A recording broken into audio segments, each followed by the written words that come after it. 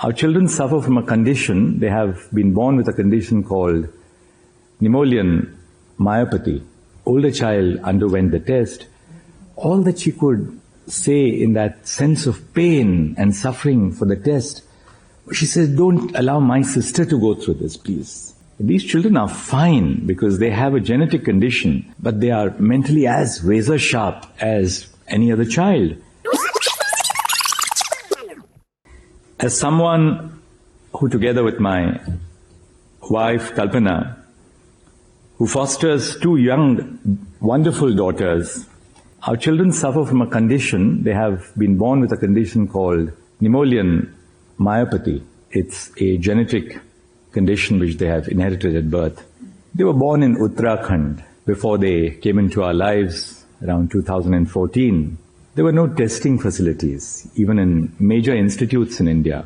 And where there were testing facilities, such as the Postgraduate Institute in Lucknow, we were told that the test then was so invasive and so painful that they would remove a part of the tissue from the child without anesthesia. It was so terribly painful. And I still remember the time when the test was done. The test had to be done for both the children. And after the older child underwent the test, all that she could say in that sense of pain and suffering for the test, she said, don't allow my sister to go through this, please. There was an absence of adequate testing, absence of schools in Uttarakhand. When the children came to us in Allahabad, the sole school, which was run by the good Mr. Banerjee for children with disabilities, had shut down because Mr. Banerjee was no more. But the children would always have little school bags at home with a snack box and their bottle of water, because that represented their feelings. They aspired to go to school.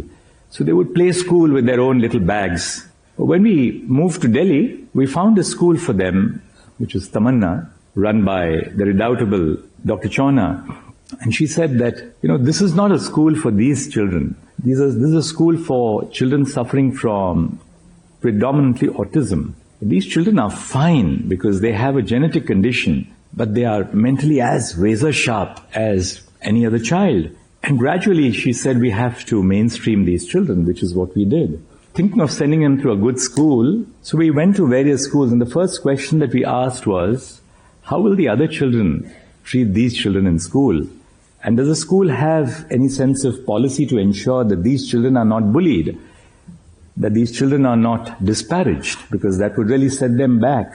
And the principals of so many schools told us that, well, children are children, so they'll have to survive amongst other children. Until we found Sanskriti, and they said that we have mentor children, we have friends who will be associated with these children to ensure that other children learn how to deal with them. Another problem which so many of these children with disability face in school is that when you mainstream these children, because they are capable of being mainstreamed, you realize that there are very few facilities to accommodate the real needs of children. So if a child is fond of science and the science lab is in a basement, the child can't go to the science lab for the simple reason that there is no ramp and there is no lift. So the child has to sit in class when everybody else goes to a science lab, though science is so close to that child's heart. When all the other children go to the playground, that child can't go to the playground because once you're out, it takes such a Herculean effort to come back to class. All of the children participate in dramatics. All of the children participate in poetry or debates. But children who have a speech defect, as all children with muscular disorders do, they are not allowed to participate in dramatics because of the fear that the audience may not have the patience or the tolerance to give that child another 2 minutes to explain what that child has to say. So these are some of the problems which good institutions face even today in capital cities like Delhi.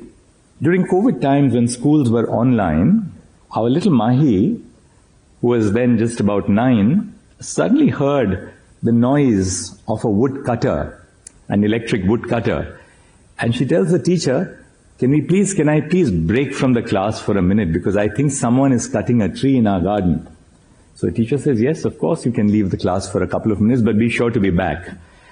So she goes into the garden, and of course, lo and behold, you have the horticulture department trying to prune the trees as they normally do to make them look more attractive. And she runs into them on a wheelchair and says, "You dare not touch any of these trees, because these trees are homes, they are nests, and they are the homes for our birds who come here. And if you cut these trees, the birds will have no place to survive." What I want to emphasize is that there is a great deal of transformative potential in children suffering from disabilities. They are not just children who are in need of care and protection, but they have within themselves the ability to transform others. As my contact, not only with Priyanka and Mahi, but with other people suffering from disabilities who've I've been able to interact with, who've transformed our lives and our institution.